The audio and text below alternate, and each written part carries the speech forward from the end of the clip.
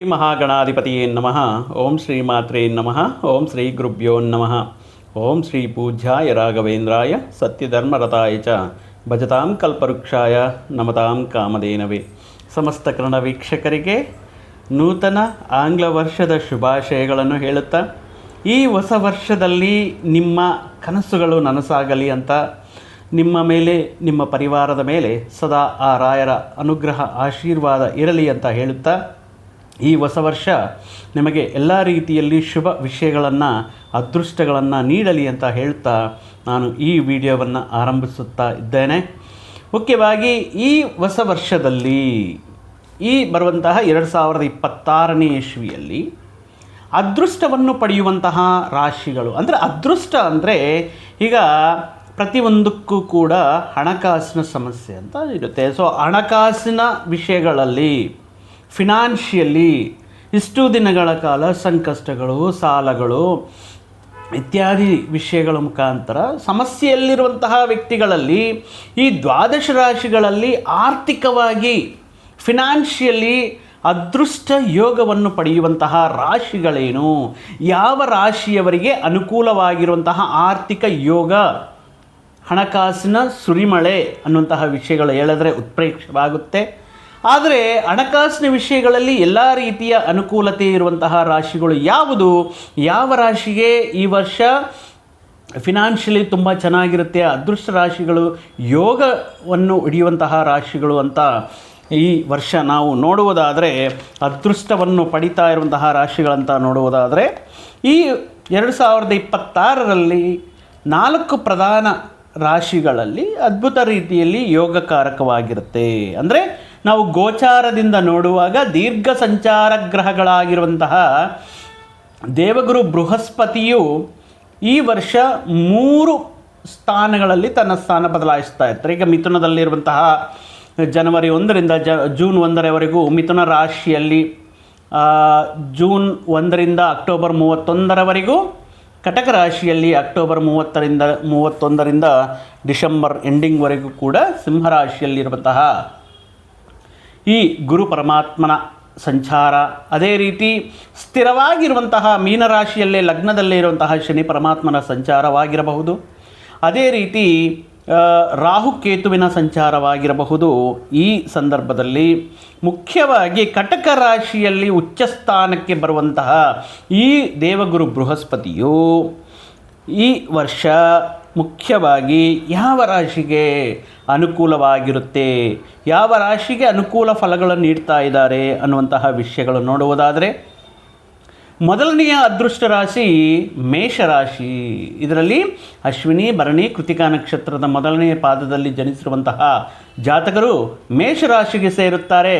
ಹಣಕಾಸಿನ ವಿಷಯಗಳಲ್ಲಿ, ವೃತ್ತಿ ಉದ್ಯೋಗ ಸ್ಥಾನಗಳಲ್ಲಿ ಒಂದು ರೀತಿ ಅನುಕೂಲ ಫಲಗಳನ್ನು ಪಡೆಯುವಂತಹ ರಾಶಿ ಮೇಷರಾಶಿಯಾಗಿರುತ್ತೆ. ಹಣಕಾಸಿನ ವಿಷಯಗಳಲ್ಲಿ ಅದ್ಭುತ ರೀತಿಯಲ್ಲಿ ಇವರಿಗೆ ಕೆಲವೊಂದು ವಿಷಯಗಳು, ಆದಾಯ ಮಾರ್ಗಗಳು, ವಿವಿಧ ಮಾರ್ಗಗಳ ಮುಖಾಂತರ ಆದಾಯ ಮಾಡುವಂತಹ ವೃತ್ತಿ ಉದ್ಯೋಗಗಳಲ್ಲಿ ಪುರೋಗತಿ, ಅಭಿವೃದ್ಧಿ, ಒಂದು ರೀತಿಯ ರಾಜಯೋಗ, ಈ ಮಾಡುವಂತಹ ವೃತ್ತಿ ಉದ್ಯೋಗಗಳ ಮುಖಾಂತರ ಉನ್ನತ ರೀತಿಯಲ್ಲಿ ಆದಾಯವನ್ನು ಪಡೆಯುವಂತಹ ಯೋಗ ಇವರಿಗೆ ಇರುತ್ತೆ. ಸೊ ಈ ಗುರು ಪರಮಾತ್ಮನ ಆಶೀರ್ವಾದದಿಂದ ಚತುರ್ಥ ಸ್ಥಾನದಲ್ಲಿರುವಂತಹ ಗುರು ಪರಮಾತ್ಮರು ಈ ಚತುರ್ಥ ಸ್ಥಾನದಿಂದ ದಶಮ ದೃಷ್ಟಿಯಿಂದ ರಾಶಿಯನ್ನು ನೋಡುವುದರಿಂದ ಇವರು ಆಯ್ಕೆ ಮಾಡಿಕೊಂಡಿರುವಂತಹ ಕ್ಷೇತ್ರಗಳಲ್ಲಿ, ವೃತ್ತಿ ಉದ್ಯೋಗಗಳಲ್ಲಿ ಅದ್ಭುತ ರೀತಿಯಲ್ಲಿ ಒಂದು ಪ್ರೋಗ್ರೆಸ್ ಅನ್ನೋದು ಇರುತ್ತೆ, ಒಂದು ಇಂಪ್ರೂವ್ಮೆಂಟ್ ಅನ್ನೋದು ಇರುತ್ತೆ, ಇನ್ಕ್ರಿಮೆಂಟ್ಸ್ ಅದೇ ರೀತಿ ಬರುತ್ತೆ, ಉತ್ತಮ ರೀತಿಯಲ್ಲಿ ಆದಾಯವನ್ನು ಪಡೆಯುವಂತಹ ಉದ್ಯೋಗ ಸ್ಥಾನಗಳನ್ನೋದು ಇರುತ್ತೆ. ಯಾಕಂದರೆ ಇಲ್ಲಿ ಕಟಕ ರಾಶಿಯಲ್ಲಿ ಗುರು ಎಕ್ಸ್ಟ್ರಾಕ್ಟ್ ಆಗ್ತಾರೆ, ಉಚ್ಚ ಸ್ಥಿತಿಯನ್ನು ಕಾಣ್ತಾರೆ.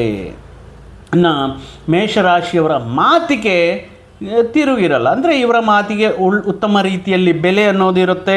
ಇನ್ನೊಂದು ಅದ್ಭುತವಾಗಿರುವಂತಹ ವಿಶೇಷವಾಗಿರುವಂತಹ ಯೋಗ ಮೇಷರಾಶಿಯವರಿಗೆ ಈ ವರ್ಷದಲ್ಲಿ ಲಾಭ ಸ್ಥಾನಕ್ಕೆ ಬಂದಿರುವಂತಹ ರಾಹು, ಮುಖ್ಯವಾಗಿ ಮೇಷರಾಶಿಯಲ್ಲಿ ಈ ಸಂದರ್ಭದಲ್ಲಿ, ಅಂದರೆ ಈಗ ನಡೀತಾ ಇರುವಂತಹ 2026 ರಾಹು ದಶೆ ಅಥವಾ ರಾಹು ಭುಕ್ತಿ ಇರುವಂತಹ ಮೇಷರಾಶಿ ಜಾತಕರಿಗೆ ಉತ್ತಮ ರೀತಿಯಲ್ಲಿ ವಿದೇಶಿ ಪೂರ್ವಕವಾಗಿ ಇವರಿಗೆ ಧನಾದಾಯ ಅನ್ನುವುದಿರುತ್ತೆ. ಅಂದರೆ ನಾವು ಯಾವ ರೀತಿ ಅರ್ಥ ಮಾಡ್ಕೋಬೇಕು, ವಿದೇಶಕ್ಕೆ ಸಂಬಂಧಪಟ್ಟಿರುವಂತಹ MNC ಕಂಪನಿಗಳಲ್ಲಿ ಉದ್ಯೋಗವನ್ನು ಪಡೆಯೋದಾಗಿರಬಹುದು, ವಿದೇಶಗಳಲ್ಲಿ ಉದ್ಯೋಗ ಅವಕಾಶಗಳನ್ನು ಪಡೆಯೋದಕ್ಕಾಗಿರಬಹುದು, ವಿದೇಶಿ ಮೂಲಕ ಧನಾದಾಯ.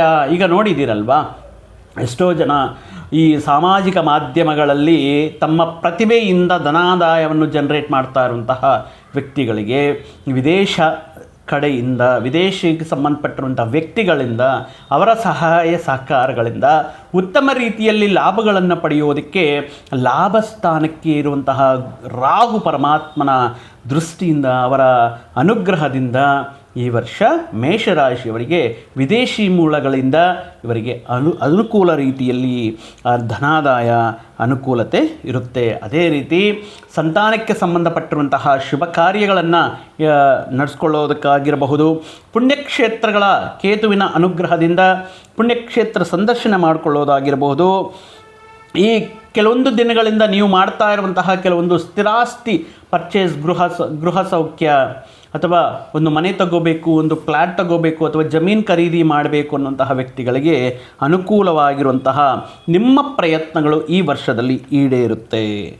ಆದ್ದರಿಂದ ಮೇಷರಾಶಿಯವರಿಗೆ ಈ ವರ್ಷದ ಅದೃಷ್ಟ ರಾಶಿಗಳಲ್ಲಿ ಹಣಕಾಸಿನ ವಿಷಯಗಳಲ್ಲಿ, ಫಿನಾನ್ಷಿಯಲಿ ತುಂಬ ಸ್ಟೆಬಿಲಿಟಿ ಅನ್ನೋದಿರುತ್ತೆ, ಸ್ಥಿರತ್ವ ಅನ್ನೋದಿರುತ್ತೆ. ವೃತ್ತಿ ಉದ್ಯೋಗಗಳಲ್ಲಿ ಉತ್ತಮ ಸಾಮರ್ಥ್ಯಕ್ಕೆ ತಕ್ಕ ಗುರುತಿಸುವಿಕೆ ಇರುತ್ತೆ. ಆದರೆ ಸಾಡೆ ಸಾತಿನ ಆರಂಭ ದಶೆಯಲ್ಲಿರುವಂತಹ ವ್ಯಯಭಾವದಲ್ಲಿರುವಂತಹ ಶನಿ ಪರಮಾತ್ಮರು ಇವರಿಗೆ ಕೆಲವೊಂದು ಸಂದರ್ಭಗಳಲ್ಲಿ ಪ್ರತಿಯೊಂದು ಕೆಲಸಗಳಲ್ಲಿ ಆರಂಭದಲ್ಲಿ ಸಣ್ಣ ಪುಟ್ಟ ಆತಂಕಗಳು ಎದುರಾದರೂ ಇವರು ತಮ್ಮ ಧರ್ಮಕ್ಕೆ ಬದ್ಧರಾಗಿ ಈ ತಾಳ್ಮೆಯನ್ನು ಕಳೆದುಕೊಳ್ಳದೆ ಅವರು ಆ ಪ್ರಯತ್ನಗಳನ್ನು ಮುಂದುವರಿಸಿದರೆ ಅದ್ಭುತ ರೀತಿಯಲ್ಲಿ ಕೈ ಹಿಡಿದಿರುವಂತಹ ಕೆಲಸಗಳನ್ನೋದು ಸಕ್ಸಸ್ಫುಲ್ಲಾಗಿ ಕಂಪ್ಲೀಟ್ ಆಗುತ್ತೆ. ಇನ್ನು ಈ ಸಾಡೆ ಸಾತಿನ ಶನಿ ಪರಮಾತ್ಮನ ಈ ದೃಷ್ಟಿಯಿಂದ ಮನೆ ಅಲ್ಲಿ ಕುಟುಂಬ ಸದಸ್ಯರಲ್ಲಿ ಸಣ್ಣ ಪುಟ್ಟ ವಿಭಿನ್ನ ವಿವಾದಗಳಾಗಿರ್ಬೋದು, ಮನಸ್ಪರ್ಧೆಗಳಾಗಿರ್ಬೋದು ಇದ್ದರೂ ಕೂಡ ಹೊರಗಡೆ ಜೀವನ ಅದ್ಭುತವಾಗಿರುತ್ತೆ. ವ್ಯವಹಾರಗಳು ಮಾಡುವಂತಹ ವಿಷಯಗಳಲ್ಲಿ ಅನುಕೂಲವಾಗಿರುತ್ತೆ. ಹೊರಗಡೆ ಗೌರವ ಖ್ಯಾತಿ ಅನ್ನೋದು ಇರುತ್ತೆ. ಇನ್ನು 40 ವರ್ಷ ಮೇಲೆ ಇರುವಂತಹ ವ್ಯಕ್ತಿಗಳಿಗೆ ಈ ಸಂದರ್ಭದಲ್ಲಿ ಅವರ ಆರೋಗ್ಯದ ಬಗ್ಗೆ ಸ್ವಲ್ಪ ಆರೋಗ್ಯದ ಬೇಕಾಗಿರುವಂತಹ ಅನಾರೋಗ್ಯ ಸಮಸ್ಯೆಗಳಿಂದ ಸ್ವಲ್ಪ ಹುಷಾರಾಗಿ ನೋಡ್ಕೋಬೇಕಾಗಿರುತ್ತೆ. ಏನಾದರೂ ದೀರ್ಘಕಾಲ ಸಮಸ್ಯೆಗಳಿರುವಂತಹ ಸಂದರ್ಭಗಳಲ್ಲಿ ತಪ್ಪದೆ ಮೆಡಿಕೇಷನ್ ಆಗಿರ್ಬೋದು, ರೆಗ್ಯುಲರ್ ಫಾಲೋ ಅಪ್ ಚೆಕಪ್ಸ್ ಮಾಡಿಸ್ಕೊಳ್ಳೋದು ಉತ್ತಮ. ಅದೇ ರೀತಿ ವಾಹನಗಳಲ್ಲಿ ಓಡಾಡುವಂತಹ ಸಂದರ್ಭಗಳಲ್ಲಿ ಮುಂಜಾಗ್ರತೆ ಕ್ರಮಗಳನ್ನು ತಗೊಂಡು ಸ್ವಲ್ಪ ಸೀಮಿತವಾಗಿ ಅಂದರೆ ಸ್ವಲ್ಪ ನಿಧಾನವಾಗಿ ವಾಹನವನ್ನು ಚಲಾಯಿಸೋದು ಆಗುತ್ತೆ. ಯಾಕಂದರೆ ಈ ವ್ಯಯಸ್ಥಾನದಲ್ಲಿರುವಂತಹ ಶನಿ ಪರಮಾತ್ಮರು ಈ ಹಾಸ್ಪಿಟಲೈಸೇಷನ್, ಸರ್ಜರೀಸ್ ಇತ್ಯಾದಿ ವಿಷಯಗಳು ಸ್ವಲ್ಪ ಗೋಚರವಾಗ್ತಾ ಇರುವಂಥ ಕಾರಣದಿಂದ ಈ ವರ್ಷದಲ್ಲಿ ಮತ್ತಷ್ಟು ಶುಭ ಫಲಗಳು ಬರಬೇಕು ಮೇಷರಾಶಿಯವರಂದರೆ ಶನಿ ಪರಮಾತ್ಮನಿಗೆ ಸಂಬಂಧಪಟ್ಟಿರುವಂತಹ ಪರಿಹಾರಗಳು ಮಾಡಿಕೊಳ್ಳುವುದು. ಶನಿವಾರದಂದು ಶ್ರೀ ಆಂಜನೇಯ ಸ್ವಾಮಿ ದೇವಸ್ಥಾನಕ್ಕೆ ಹೋಗಿ ಅಲ್ಲಿ ವೀಳ್ಯದೆಲೆಯ ಮಾಲೆಯಿಂದ ಸ್ವಾಮಿಯವರಿಗೆ ಅಲಂಕಾರ, ವಡಮಾಲೆಯನ್ನು ಅಲಂಕಾರ, ಎಳ್ಳಿನ ದೀಪವನ್ನು ಹಚ್ಚುವುದರಿಂದ, ಶ್ರೀ ಶನಿ ಪರಮಾತ್ಮನಿಗೆ ಸಂಬಂಧಪಟ್ಟಿರುವಂತಹ ಎಳ್ಳು ಎಣ್ಣೆಯ ದೀಪಾರಾಧನೆ ಮಾಡುವುದರಿಂದ ಮುಖ್ಯವಾಗಿ ಬಡವರಿಗೆ, ವೃದ್ಧರಿಗೆ ನಿಮಗೆ ಆದಷ್ಟು ಸಹಾಯ ಸಹಕಾರಗಳು ಮಾಡುವುದರಿಂದ ಈ ವರ್ಷ ಮತ್ತಷ್ಟು ಅನುಕೂಲ, ಶನಿ ಪರಮಾತ್ಮನ ಅನುಗ್ರಹದಿಂದ ಮತ್ತಷ್ಟು ಸಕ್ಸಸ್ನ ನೀವು ಕಾಣಬಹುದು. ಇನ್ನು ಎರಡನೆಯ ಅದೃಷ್ಟ ರಾಶಿ ವೃಷಭ ರಾಶಿ. ಯಾಕಂದರೆ ಹಿಂದಿನ ವರ್ಷದಿಂದ ಇವರ ವಿಜಯ ಪರಂಪರೆಯನ್ನು ಮುಂದುವರಿಸ್ತಾ ಇದ್ದಾರೆ. ಮುಖ್ಯವಾಗಿ ವೃಷಭ ರಾಶಿಯಲ್ಲಿ ರೋಹಿಣಿ ಕೃತಿಕಾ ನಕ್ಷತ್ರದ 2, 3, 4 ಪಾದಗಳಲ್ಲಿ ಮತ್ತು ರೋಹಿಣಿ ನಕ್ಷತ್ರದ 1, 2, 3, 4 ಪಾದಗಳಲ್ಲಿ, ಮೃಗಶಿರ ನಕ್ಷತ್ರದ 1ನೇ 2ನೇ ಪಾದಗಳಲ್ಲಿ ಜನಿಸಿರುವಂತಹ ವ್ಯಕ್ತಿಗಳು ವೃಷಭ ರಾಶಿಗೆ ಸೇರುತ್ತಾರೆ. ಇವರ ವಿಜಯ ಪರಂಪರೆ ಅನ್ನೋದು 2026ರಲ್ಲಿ ಕಂಟಿನ್ಯೂ ಆಗ್ತಾ ಇದೆ. ಗುರುಬಲ ಇದೆ. ಮುಖ್ಯವಾಗಿ ಶನಿ ಪರಮಾತ್ಮನ ಅದೃಷ್ಟ ಯೋಗ ಕಾರಕನಾಗಿರುವಂತಹ ವೃಷಭ ರಾಶಿಯವರಿಗೆ ಶನಿ ಪರಮಾತ್ಮರು ಲಾಭಸ್ಥಾನದಲ್ಲಿ ಅದ್ಭುತ ರೀತಿಯಲ್ಲಿ ಇವರಿಗೆ ಸಹಕಾರವನ್ನು ನೀಡ್ತಾ ಇದ್ದಾರೆ. ಲಾಭಸ್ಥಾನದಲ್ಲಿರುವಂತಹ ಶನಿ ಪರಮಾತ್ಮರು ಬೇರೆ ಗ್ರಹಗಳಿರುವಂಥ ಕೊಡುವಂತಹ ಪ್ರತಿಕೂಲ ಫಲಗಳನ್ನು ಕೂಡ ತಡೆದು ಇವರಿಗೆ ಶುಭ ಯೋಗ ವಿಷಯಗಳನ್ನು ನೀಡ್ತಾ ಇದ್ದಾರೆ. ತೃತೀಯದಲ್ಲಿ ಗುರು ಭಗವಾನರು ತೃತೀಯ ಸ್ಥಾನದಲ್ಲಿ ಉಚ್ಚ ಸ್ಥಿತಿಯಲ್ಲಿರುವಂತಹ ಕಾರಣದಿಂದ, ದಶಮ ಸ್ಥಾನದಲ್ಲಿ ಕರ್ಮಸ್ಥಾನದಲ್ಲಿ ರಾಹು ಇದ್ದಾರೆ, ಚತುರ್ಥ ಸ್ಥಾನದಲ್ಲಿ ಕೇತು ಇದ್ದಾರೆ. ಆದರೆ ಯೋಗಕಾರಕನಾಗಿರುವಂತಹ ರಾಜಯೋಗವನ್ನು ನೀಡುವಂತಹ ಶನಿ ಪರಮಾತ್ಮರು ಲಾಭಸ್ಥಾನದಲ್ಲಿ ಇರುವುದರಿಂದ 2026ನೇ ಇಸ್ವಿ ವೃಷಭ ರಾಶಿಯವರಿಗೆ ಅದ್ಭುತ ರೀತಿಯಲ್ಲಿ ಅನುಕೂಲವಾಗಿರುತ್ತೆ. ಈ ವರ್ಷ ವೃಷಭ ರಾಶಿ ವ್ಯಕ್ತಿಗಳಿಗೆ ಯಾವುದೇ ಕ್ಷೇತ್ರದಲ್ಲಿ ತಮ್ಮ ಕಷ್ಟದಿಂದ, ತಮ್ಮ ಪ್ರತಿಭೆಯಿಂದ ಆಯ್ಕೆ ಮಾಡಿಕೊಂಡಿರುವಂತಹ ಕ್ಷೇತ್ರದಲ್ಲಿ ಯಶಸ್ಸಿನ ಫಲಗಳನ್ನು ಪಡೆಯೋದಕ್ಕೆ ಇದೊಂದು ರೀತಿ ಅದ್ಭುತವಾಗಿರುವಂತಹ ಕಾಲ 2026 ಅಂತ ಹೇಳಬಹುದು. ನಿಮ್ಮ ವೃತ್ತಿ ಉದ್ಯೋಗದಲ್ಲಿ ಉತ್ತಮ ರೀತಿಯಲ್ಲಿ ಬೆಳವಣಿಗೆ, ಪ್ರಮೋಷನ್ಸ್ ಪಡೆಯೋದಕ್ಕೆ, ನೀವು ಅಂದ್ಕೊಂಡಿರುವಂತಹ ಪ್ರಮೋಷನ್ಸ್ ಇಂದ ಕೂಡಿರುವಂತಹ ವರ್ಗಾವಣೆಗಳು ನಡೆಯೋದಕ್ಕೆ, ಉತ್ತಮ ಆದಾಯವನ್ನು ಪಡೆಯೋದಕ್ಕೆ, ವ್ಯಾಪಾರಸ್ಥರಿಗೆ ತಮ್ಮ ವ್ಯಾಪಾರವನ್ನು ವಿಸ್ತರಣೆ ಮಾಡಿಕೊಳ್ಳೋದಕ್ಕೆ, ರೈತರಿಗೆ ಉತ್ತಮ ರೀತಿಯಲ್ಲಿ ಅವರು ಬೆಳೆಯನ್ನು ತೆಗೆಯೋದಕ್ಕೆ ಈ ವರ್ಷ ಅತ್ಯುತ್ತಮ ಯೋಗ. ಮುಖ್ಯವಾಗಿ ಈ ವರ್ಷ ವೃಷಭ ರಾಶಿಯವರಿಗೆ ಉತ್ತಮ ವಾಹನ ಯೋಗ, ಗೃಹ ಯೋಗ ಇತ್ಯಾದಿ ಕನಸುಗಳನ್ನು ಈಡೇರಿಸಿಕೊಳ್ಳಲು, ಪ್ರಯತ್ನಗಳನ್ನು ಸಫಲವನ್ನು ಮಾಡಿಕೊಳ್ಳಲು ಈ ವರ್ಷ ಅದ್ಭುತ ರೀತಿಯಲ್ಲಿ, ಅಂದರೆ ಈ ವರ್ಷ ವೃಷಭ ರಾಶಿಯವರು ಯಾವ ಕಾರ್ಯವನ್ನು ಕೂಡ ಅವರು ಕೈ ಹಿಡಿದರೂ ಅದರಲ್ಲಿ ಅದ್ಭುತ ರೀತಿಯಲ್ಲಿ ಫಲಗಳು ಅನ್ನೋದು ಇರುತ್ತೆ.